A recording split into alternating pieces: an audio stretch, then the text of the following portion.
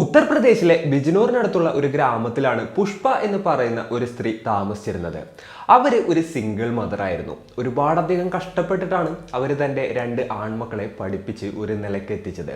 ദീപക്, പീയൂഷ് എന്നായിരുന്നു അവരുടെ 2 ആൺമക്കളുടെ പേര്. അങ്ങനെ പഠിക്കുന്ന ടൈമിൽ ദീപക് ഷൗക്കത്പൂരുള്ള ശിവാനിയുമായിട്ട് പ്രണയത്തിലാവുകയാണ്. അപ്പോൾ ഈ ശിവാനിയുടെയും ദീപകിൻ്റെയും കാര്യം പറയാന്നുണ്ടെങ്കിൽ ഇവർ ഡിസ്റ്റന്റ് റിലേറ്റീവ്സ് ആണ്. അപ്പോൾ ഫംഗ്ഷൻസിനും മറ്റൊക്കെ വെച്ചിട്ട് ഇവർ കണ്ടിട്ടുണ്ട്, ചെറിയ രീതിയിൽ പരിചയമൊക്കെ ഉണ്ടായിരുന്നു. അതിനുശേഷം ഒരേ കോളേജിലെത്തിയപ്പോഴാണ് ഇവർ തമ്മിൽ കൂടുതലായിട്ട് അടുത്തറിയുന്നതും അതുപോലെ തന്നെ നല്ല സുഹൃത്തുക്കളാവുന്നതും പിന്നീട് പ്രണയിക്കുന്നതും. ദീപക്കും ശിവാനിയും അവരുടെ പ്രണയം വളരെ രഹസ്യമായിട്ട് കീപ്പ് ചെയ്യുകയാണ്.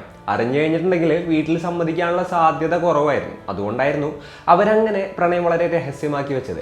എന്തൊക്കെയാണെന്നുണ്ടെങ്കിലും കുറച്ച് വർഷങ്ങൾ കഴിഞ്ഞപ്പോൾ ഈ വിവരം 2 പേരുടെ വീട്ടിലും അറിയുകയാണ്. ആകപ്പാടെ പ്രശ്നങ്ങൾ ഉണ്ടാവുകയാണ്. ശിവാനിയുടെ വീട്ടുകാർ എന്തൊക്കെ തന്നെ വന്നിട്ടുണ്ടെങ്കിൽ ദീപകിന് കല്യാണം കഴിച്ചു കൊടുക്കില്ല എന്നുള്ള കാര്യമൊക്കെ പറഞ്ഞു. അങ്ങനെ ഭയങ്കര ഇഷ്യൂ ഉണ്ടായി. അപ്പോൾ ദീപക് നോക്കുന്ന ടൈമിൽ തൻ്റെ പഠിപ്പ് കഴിഞ്ഞിട്ടുള്ളൂ, തനിക്ക് നല്ലൊരു ജോലിയില്ല, അതുകൊണ്ടാണ് താൻ വിചാരിക്കുന്നത് പോലെ കാര്യങ്ങളൊന്നും നടക്കാത്തത് എന്നാൾ മനസ്സിലാക്കുകയാണ്.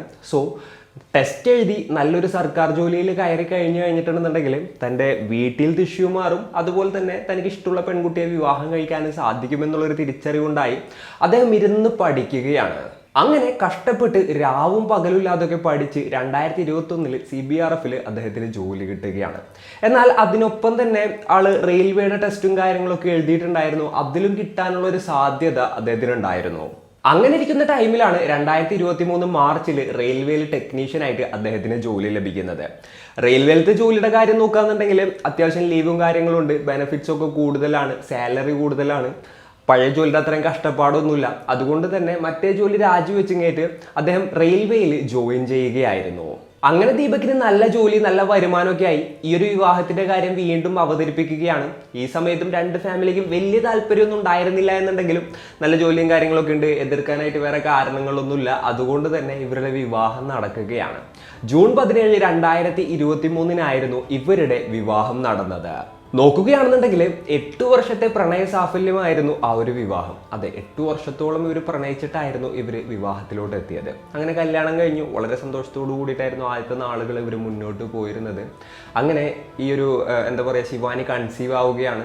ഒരു ആൺകുഞ്ഞ് പിറക്കുകയും ചെയ്തു ഇവർക്ക് 2 പേർക്കും കൂടെ. അങ്ങനെ ഇവരുടെ ജീവിതം വളരെ സ്മൂത്തായിട്ട് പോയിക്കൊണ്ടിരിക്കുന്നതിൻ്റെ ഇടയിലാണ് ഏപ്രിൽ 4, 2025, അതായത് നവരാത്രിയുടെ അന്ന് ഈ ഒരു ഇൻസിഡന്റ് സംഭവിക്കുന്നത്. സോ സ്മൂത്തായി പോയിക്കൊണ്ടിരുന്നിരുന്ന അവരുടെ ജീവിതത്തിൽ എന്തായിരുന്നു ഇഷ്യൂ? അന്ന് നവരാത്രിക്ക് യഥാർത്ഥത്തിൽ എന്താണ് സംഭവിച്ചത്? പോലീസുകാർ എങ്ങനെയൊക്കെയാണ് ഈ ഒരു കേസ് അന്വേഷിച്ചത്? ഇത്തരത്തിലുള്ള കാര്യങ്ങളൊക്കെയാണ് ഇന്നത്തെ വീഡിയോയിലൂടെ നമ്മൾ സംസാരിക്കാൻ പോകുന്നത്. Hello guys, welcome back to the channel. Raseen this side. ഈ ഒരു ഇൻസിഡന്റ് നടക്കുന്നതിന്റെ തലേ ദിവസം ശിവാനി ഈ ഒരു നവരാത്രി പൂജയ്ക്ക് വേണ്ടിയിട്ടുള്ള സാധനങ്ങളെല്ലാം തന്നെ പോയി ഇങ്ങോട്ട് കളക്ട് ചെയ്ത് കൊണ്ടുവച്ചിട്ടുണ്ടായിരുന്നു. അപ്പോൾ അന്നത്തെ ദിവസം എല്ലാ വീടുകളിലും പൂജകളും കാര്യങ്ങളൊക്കെ നടക്കുന്നത് പോലെ തന്നെയായിരുന്നു ഇവരുടെ വീട്ടിലും ആ ഒരു നവരാത്രി പൂജ നടന്നത്. അതായത് ശിവാനി പൂജക്കുള്ള ഏർപ്പാടുകളും കാര്യങ്ങളൊക്കെ ചെയ്തു. അതിനുശേഷം ഇവർ 3 പേരും പൂജാമുറിയിലോട്ട് പോവുകയാണ്. അതായത് ഈ ശിവാനിയും ദീപക്കും അവരുടെ കുഞ്ഞും. അങ്ങനെ അവർ പൂജ ചെയ്ത് പ്രാർത്ഥിച്ചുകൊണ്ടിരിക്കുന്നതിൻ്റെ ഇടയിൽ ദീപക് കുഴഞ്ഞു വീഴുകയാണ്. നെഞ്ചത്ത് കൈവച്ച് നെഞ്ചുവേദന എടുത്തുകൊണ്ടായിരുന്നു ആള് കുഴഞ്ഞു വീണത്. ഇത് കണ്ട് ശിവാനി ആകപ്പാടെ ഷോക്കായി പോവുകയാണ്. അവരവിടെ നിന്ന് നേരെ കിച്ചണിലോട്ട് ഓടി കുറച്ച് വെള്ളമൊക്കെ എടുത്തുകൊണ്ട് വന്നു. ഹസ്ബൻഡിൻ്റെ മുഖത്ത് തെളിച്ചിങ്ങേറ്റ് എഴുന്നേൽപ്പിക്കാനായിട്ട് ശ്രമിച്ചു. എന്നാൽ ആള് എഴുന്നേൽക്കുന്നുണ്ടായിരുന്നില്ല. അപ്പോൾ ഇതൊക്കെ കൂടെ ഇപ്പോൾ ആള് പാനിക് ആവുകയാണ്. ഒച്ച വെച്ചു. അതേപോലെ തന്നെ നൈബേഴ്സിനെ വിളിച്ചു. നൈബേഴ്സ് എത്തി. അങ്ങനെ ഉടനെ തന്നെ ആളെ ഹോസ്പിറ്റലിലോട്ട് കൊണ്ടുപോവുകയും ചെയ്തു. അതിനിടയിൽ മരുമകൾ പുഷ്പ എന്ന് പറയുന്ന ഈ ദീപകിൻ്റെ അമ്മയെ വിളിക്കുന്നുണ്ടായിരുന്നു. വിളിച്ചിട്ട് നിങ്ങളുടെ മകൻ പൂജ ചെയ്യുന്നതിൻ്റെ ഇടയിൽ എന്താ പറയുക, നെഞ്ചുവേദന വന്ന് നിലത്ത് വീണു, ഇപ്പോൾ ഹോസ്പിറ്റലിലോട്ട് പോവാണ് എന്നുള്ളൊരു കാര്യമാണ് അവർ പറഞ്ഞത്. ഇത് അവർ കരഞ്ഞുകൊണ്ടായിരുന്നു പറഞ്ഞത്. അതുപോലെ തന്നെ അത് കേട്ടിയൊരു പുഷ്പയും ആകപ്പാടെ ഷോക്കായി പോവുകയാണ്. അതായത് യാതൊരു പ്രശ്നവും മകൻ നെഞ്ചുവേദന വന്ന് എങ്ങനെ കുഴഞ്ഞു വീണു എന്നുള്ളതായി അവരുടെ ചിന്ത. ഉടനെ തന്നെ അവരും മകനും നേരെ ആ ഒരു ഹോസ്പിറ്റലിലോട്ട് എത്തുകയായിരുന്നു. ദീപകിനെ അങ്ങനെ ഹോസ്പിറ്റലിലോട്ട് എത്തിച്ചു. എന്നാൽ അദ്ദേഹത്തെ പരിശോധിച്ച ഡോക്ടർമാർ ആൾ ഓൾറെഡി മരിച്ചിട്ടുണ്ടായിരുന്നു എന്നുള്ളൊരു വിവരമായിരുന്നു പറഞ്ഞത്. ഇതുകൂടെ കേട്ടപ്പോൾ അവിടെ ആകപ്പാടെ ബഹളവും കരച്ചിലൊക്കെ ആയി. ദീപകിൻ്റെ റിലേറ്റീവ്സും അതുപോലെ തന്നെ ശിവാനിയുടെ റിലേറ്റീവ്സും എല്ലാവരും ആ ഒരു ഹോസ്പിറ്റലിലോട്ടും വീട്ടിലോട്ടും ഒക്കെ എത്തിയിട്ടുണ്ടായിരുന്നു. അവർ ശവസംസ്കാര ചടങ്ങിനുള്ള ബാക്കിയുള്ള കാര്യങ്ങളൊക്കെ നീക്കുകയായിരുന്നു. അങ്ങനെ ചടങ്ങിന് വേണ്ടിയിട്ടുള്ള ഒരുക്കങ്ങളും കാര്യങ്ങളൊക്കെ നടക്കുന്നതിൻ്റെ ഇടയിൽ ഈ ദീപകിൻ്റെ സഹോദരനായിട്ടുള്ള പീയൂഷ് ഒരു കാര്യം പറയുകയാണ്. ചേട്ടൻ ഒരു സർക്കാർ ഉദ്യോഗസ്ഥനായിരുന്നു, അതുകൊണ്ട് തന്നെ നമുക്ക് നേരെ പോയി അടക്കാനൊന്നും സാധിക്കില്ല, എന്തൊക്കെയാണെന്നുണ്ടെങ്കിലും ഓട്ടോപ്സി ചെയ്യണമെന്നുള്ളതായിരുന്നു പീയൂഷ് പറഞ്ഞത്. എന്നാൽ ആദ്യം തുടങ്ങിയിട്ട് മകന്റെ മേൽ കത്തിവെക്കുന്നതിനെ എന്താ പറയുക, വീട്ടുകാരും എല്ലാവരും എതിർക്കുകയാണ്. എന്നാൽ ചേട്ടനൊരു ഗവൺമെന്റ് ഉദ്യോഗസ്ഥനാണെന്നും ഭാവിയിൽ ഇതിൻ്റെ പുറത്ത് വേറെ ഇഷ്യൂസ് ഒന്നും വരരുത്, അങ്ങനെ വരാതിരിക്കണം എന്നുണ്ടെന്നുണ്ടെങ്കിൽ ഓട്ടോപ്സി ചെയ്ത് കാര്യങ്ങളൊക്കെ ക്ലിയർ ആക്കി വെക്കണം എന്നുള്ളൊരു രീതിയിൽ പീയൂഷ് ബാക്കിയുള്ളവരെ പറഞ്ഞ് കൺവിൻസ് ചെയ്യുകയായിരുന്നു. അവസാനം വീട്ടിലെല്ലാവരും തന്നെ ഓൾമോസ്റ്റ് സമ്മതിക്കുകയാണ്. എന്നാൽ അവസാനം വരെ ശിവാനി എന്ന് പറയുന്ന ഈ ദീപകിൻ്റെ ഭാര്യ ഇതിന് സമ്മതിച്ചില്ല. അവർ പറഞ്ഞൊരു കാര്യം എന്തായിരുന്നു എന്ന് വെച്ച് കഴിഞ്ഞിട്ടുണ്ടെങ്കിൽ, ആകെപ്പാടെ ഒരു 2-3 വർഷമായിട്ടില്ല ഞങ്ങൾ ഒരുമിച്ച് ജീവിച്ച് തുടങ്ങിയിട്ട്, അതിനുള്ളിലാണ് എനിക്ക് ഇങ്ങനത്തെ ഒരു ഗതി വന്നത്. അപ്പോൾ ഈ ഒരു സമയത്ത് എൻ്റെ ഹസ്ബൻഡിൻ്റെ മുകളിൽ കത്തി വെക്കുക എന്ന് പറഞ്ഞു കഴിഞ്ഞിട്ടുണ്ടെങ്കിൽ അതെനിക്ക് താങ്ങാവുന്നതിലപ്പുറമാണ്, അത് ചെയ്യാതിരുന്നൂടെ എന്നുള്ളൊരു രീതിയിൽ അവർ ചോദിക്കുകയാണ്. എന്നാൽ ഇതൊക്കെ കൂടെ ആയപ്പോൾ പീയൂഷിന് വീണ്ടും സംശയം തോന്നുകയാണ്. കാരണം ആളുടെ ചേട്ടൻ്റെ മൃതദേഹം നോക്കിയപ്പോൾ കഴുത്തിൽ എന്തോ പാടുള്ളത് പോലെയും ആൾക്ക് തോന്നിയിട്ടുണ്ടായിരുന്നു. സോ എന്തൊക്കെ തന്നെ വന്നിട്ടുണ്ടെന്നുണ്ടെങ്കിലും ഓട്ടോപ്സി ചെയ്യണമെന്നുള്ള ആ ഒരു ഇതിൽ ആള് എന്താ പറയുക ഉറച്ചു നിൽക്കുകയാണ്. അവസാനം ആ ഒരു ബോഡി ഓട്ടോപ്സി ചെയ്യുകയും ചെയ്തു. എന്നാൽ ഓട്ടോപ്സി റിപ്പോർട്ട് വന്നപ്പോഴാണ് എല്ലാവരും യഥാർത്ഥത്തിൽ ഞെട്ടിപ്പോയത്. അങ്ങനെ 2-3 ദിവസം കഴിഞ്ഞപ്പോൾ ഓട്ടോപ്സി റിപ്പോർട്ട് വന്നു. ആ റിപ്പോർട്ടിലുണ്ടായിരുന്ന ഒരു കാര്യം എന്തായിരുന്നു എന്ന് വെച്ച് കഴിഞ്ഞിട്ടുണ്ടെങ്കിൽ, ദീപകിൻ്റെത് സ്വാഭാവിക മരണം അല്ല എന്നുള്ളൊരു തരത്തിലായിരുന്നു. അതായത് ആരോ കഴുത്ത് ഞെരിച്ച് ശ്വാസം മുട്ടിച്ച് കൊലപ്പെടുത്തിയതായിരുന്നു ദീപകിനെ. അതുപോലെ തന്നെ എന്തോ മയങ്ങുന്ന ഗുളികയും കാര്യങ്ങളൊക്കെ കൊടുത്തിട്ടുണ്ടായിരുന്നു. അതിനുശേഷമാണ് ഇത്തരത്തിലുള്ള ഒരു ക്രൂരകൃത്യം ചെയ്ത് ആളെ കൊലപ്പെടുത്തിയത്. ചേട്ടൻ്റെ മരണം കൊലപാതകമാണെന്ന് അറിഞ്ഞ ഈ ഒരു അനിയനും അതുപോലെ തന്നെ അമ്മയും നേരെ പോലീസ് സ്റ്റേഷനിൽ പോയിട്ട് ഒരു കംപ്ലൈൻറ്റ് കൊടുക്കുകയാണ്. അവർക്ക് സംശയം ഉണ്ടായിരുന്നത് ചേട്ടത്തിയായിരുന്നു. അതായത് ശിവാനി എന്തെങ്കിലുമൊക്കെ ചെയ്ത് കൊലപ്പെടുത്തിയതായിരിക്കാം എന്നുള്ളൊരു സംശയമുണ്ടെന്നുള്ള രീതിയിൽ അവർ കംപ്ലൈൻറ്റ് കൊടുക്കുകയാണ്. അങ്ങനെ ഒരു കംപ്ലൈൻറ്റ് കിട്ടി പോലീസുകാർ ശിവാനിയെ അറസ്റ്റ് ചെയ്യുകയും ചെയ്തു. കസ്റ്റഡിയിലെടുത്ത് ക്വസ്റ്റ്യൻ ചെയ്തപ്പോൾ ശിവാനി ആദ്യം പറഞ്ഞ സ്റ്റോറി തന്നെയാണ് വീണ്ടും പറഞ്ഞത്. അതായത് ഇതേപോലെ തന്നെ ഞങ്ങൾ പൂജ ചെയ്യായിരുന്നു, ആ സമയത്ത് ഹസ്ബൻഡിന് നെഞ്ചുവേന വന്നു, പിന്നെ ഹോസ്പിറ്റലിലോട്ട് കൊണ്ടുപോയി രക്ഷിക്കാനായിട്ട് സാധിച്ചില്ല എന്നുള്ളത്. എന്നാൽ ആ സ്റ്റോറി ഫേക്ക് ആണെന്നുള്ളത് പോലീസിനും അറിയായിരുന്നു, ശിവാനിക്കും അറിയായിരുന്നു. അപ്പോൾ നല്ല രീതിയിൽ ക്വസ്റ്റ്യൻ ചെയ്തപ്പോൾ അവർ പല കാര്യങ്ങളും പുറത്തു പറയുകയായിരുന്നു.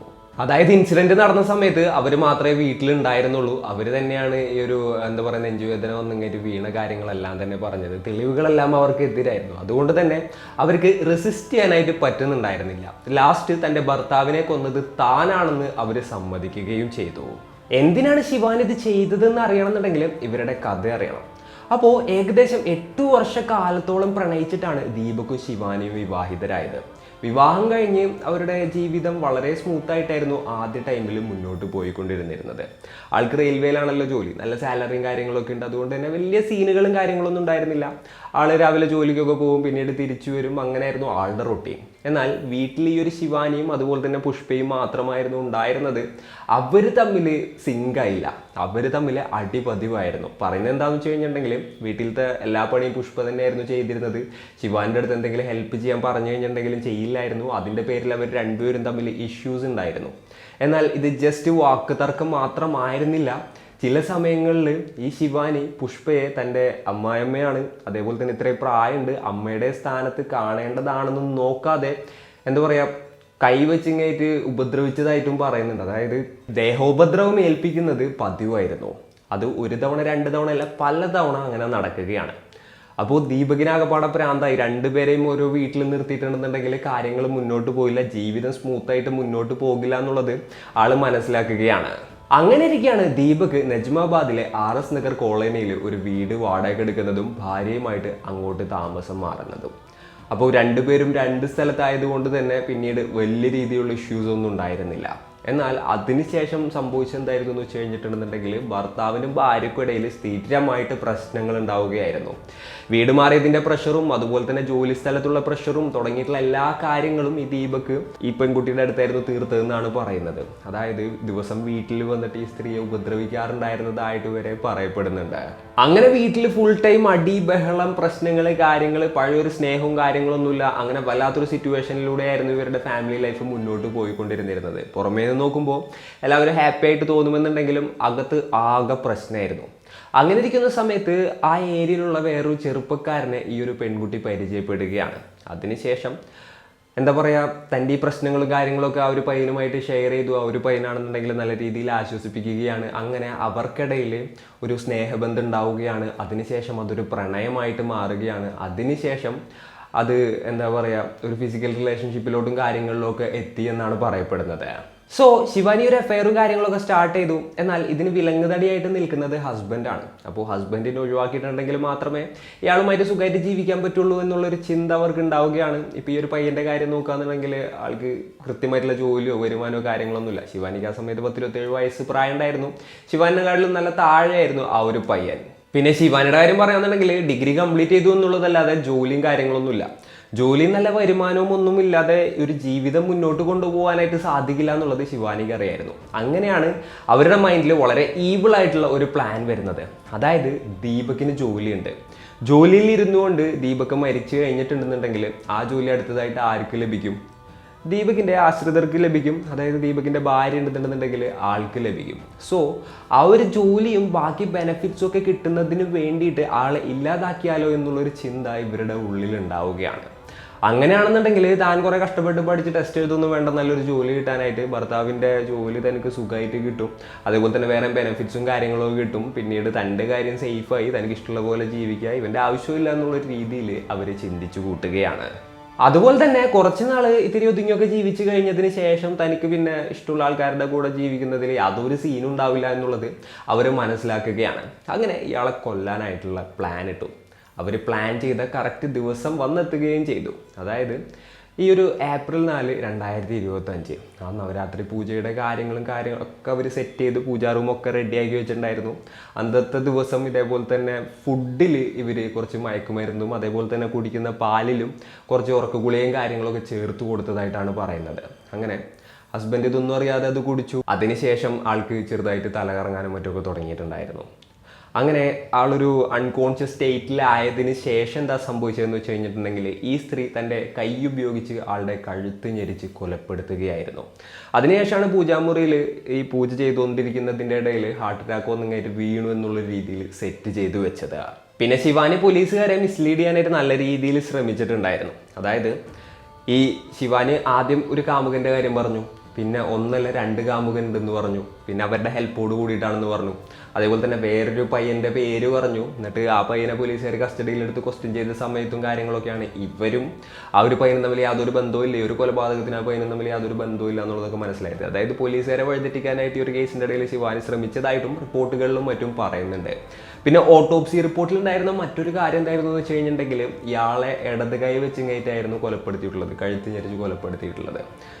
അപ്പോൾ ശിവാനിയുടെ ഒരു കാര്യം നോക്കുകയാണെന്നുണ്ടെങ്കിൽ അവർക്ക് ഈ ഒരു ഇൻസിഡൻറ്റ് നടക്കുന്ന സമയത്ത് വലത് കൈക്ക് പരിക്കായിരുന്നു. സോ ആൾ അൺകോൺഷ്യസ് ആയതിനു ശേഷം ഇവർ ഇടത് കൈ ഉപയോഗിച്ചിട്ടായിരിക്കാം അയാളെ കൊലപ്പെടുത്തിയത് എന്നാണ് റിപ്പോർട്ടുകളിൽ പറയുന്നത്.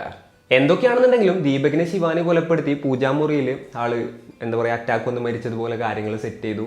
അതിനുശേഷം അവരൊന്ന് റിലാക്സ് ചെയ്തു. പിന്നെയാണ് അവർ ഒച്ചുണ്ടാക്കുന്നതും നൈബേഴ്സിനെ വിളിക്കുന്നതും അതുപോലെ തന്നെ ആളെ ഹോസ്പിറ്റലിലോട്ട് കൊണ്ടുപോകുന്നതും അതേപോലെ തന്നെ എന്താ പറയുക റിലേറ്റീവ്സിനെയും അതുപോലെ തന്നെ പുഷ്പയെയും അതുപോലെ എല്ലാവരെയും വിളിച്ച് കാര്യങ്ങൾ പറയുന്നതും. പിന്നെ കൂടിയിരുന്നവരിൽ ആർക്കും തന്നെ ശിവാനി ആദ്യം യാതൊരു സംശയവും ഉണ്ടായിരുന്നില്ല. അവർ അത്രയും വിഷമത്തിലായിരുന്നു. ഇത്രയും വർഷം പ്രണയിച്ച് കല്യാണം കഴിച്ച് അതിനുശേഷം ഒരു കൈക്കുഞ്ഞുണ്ട്. ആ ഒരു സമയത്താണ് തൻ്റെ ഹസ്ബൻഡ് മരിച്ചിരിക്കുന്നത്. ആ ഒരു വിഷമത്തിൽ അവരിങ്ങനെ നിൽക്കുന്ന സമയത്ത് എല്ലാവരും ആ ഒരു സ്ത്രീയുടെ ആ ഒരു പെൺകുട്ടിയുടെ ജീവിതം എന്താവും ആലോചിച്ചിട്ട് ഇങ്ങനെ പരിതപിച്ചുകൊണ്ടിരിക്കുകയായിരുന്നു. എന്നാൽ അതിൻ്റെ ഇടയിലാണ് ഈ ഒരു ഓട്ടോപ്സിയുടെ കാര്യം പറഞ്ഞിട്ട് പ്രശ്നങ്ങൾ ഉണ്ടാകുന്നത്. ആ ഒരു സമയത്ത് ഈ പയ്യൻ ചേട്ടൻ്റെ കഴുത്തിൽ എന്തോ ഒരു പാട് കണ്ടതായിട്ടും പറയുന്നുണ്ട്. അപ്പോൾ അങ്ങനെ ആ പയ്യന് വീണ്ടും സംശയം തോന്നുകയാണ്. പിന്നെ ചേട്ടത്തിയാണെന്നുണ്ടെങ്കിൽ തീരെ ഓട്ടോപ്സി ചെയ്യാൻ സമ്മതിക്കുന്നില്ല.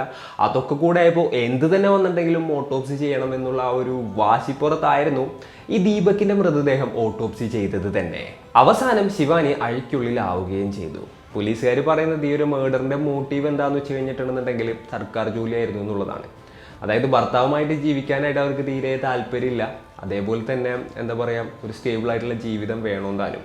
ഇപ്പോൾ ഭർത്താവിനെ കൊലപ്പെടുത്തി കഴിഞ്ഞിട്ടുണ്ടെന്നുണ്ടെങ്കിൽ ബെനിഫിറ്റ്സും കാര്യങ്ങളും എല്ലാം ലഭിക്കുകയും ചെയ്യും. അതുപോലെ തന്നെ ആ ഒരു ജോലിയും ലഭിക്കും. അപ്പോൾ സോ വേറെ ഇഷ്യൂസും കാര്യങ്ങളൊന്നും ഉണ്ടാവില്ല. തനിക്ക് ഇഷ്ടമുള്ള പോലെ ജീവിക്കാം. അങ്ങനെയാണെന്നുണ്ടെങ്കിൽ ആളില്ലാതാക്കുന്നതാവും എളുപ്പ വഴിയെന്ന് ചിന്തിച്ചുകൊണ്ടാണ് ശിവാനി ഇത്തരത്തിലുള്ളൊരു കൃത്യം ചെയ്തത് എന്നുള്ള തരത്തിലാണ് പോലീസുകാർ പ്രതികരിച്ചത്. ഇവരുടെ രണ്ടുപേരുടെയും കുഞ്ഞ് ഇപ്പോൾ ദീപകിൻ്റെ അമ്മയുടെ അടുത്താണെന്നാണ് പറയുന്നത്. അതേപോലെ തന്നെ ശിവാനി ജയിലിലുമാണ്. പിന്നെ ഈ ഒരു കേസിൽ ഇവരൊറ്റക്കല്ലാതെ വേറെ ആളുകളുടെ സഹായം ഉണ്ടാകാനുള്ള സാധ്യതകളും പോലീസുകാർ തള്ളിക്കളഞ്ഞിട്ടില്ല. ആ ഒരു ആംഗിളിലും ഇൻവെസ്റ്റിഗേഷനും കാര്യങ്ങളും ഒക്കെ നടക്കുന്നുണ്ട് എന്നാണ് അറിയാനായിട്ട് സാധിച്ചിട്ടുള്ളത്. അപ്പോൾ ഇന്നത്തെ വീഡിയോയിൽ ഇത്രയൊക്കെയാണ് പറയാനുള്ളത്. ഒരു സർക്കാർ ജോലിക്ക് വേണ്ടിയിട്ട് തൻ്റെ സ്വന്തം ഭർത്താവിനെ ഇല്ലാതാക്കിയ ഒരു ഭാര്യയുടെ കഥയാണിത്. അപ്പോൾ ഈ ഒരു സ്റ്റോറി കേട്ടപ്പോൾ നിങ്ങൾക്ക് എന്താണ് തോന്നിയത്? നിങ്ങളുടെ തോട്ട്സും മറ്റും എന്തൊക്കെയാണെന്നുണ്ടെങ്കിലും താഴെ കമൻറ്റുകളായിട്ട് രേഖപ്പെടുത്തുക. അപ്പോൾ and it's me signing off. Peace. Stay peaceful guys. Stay safe.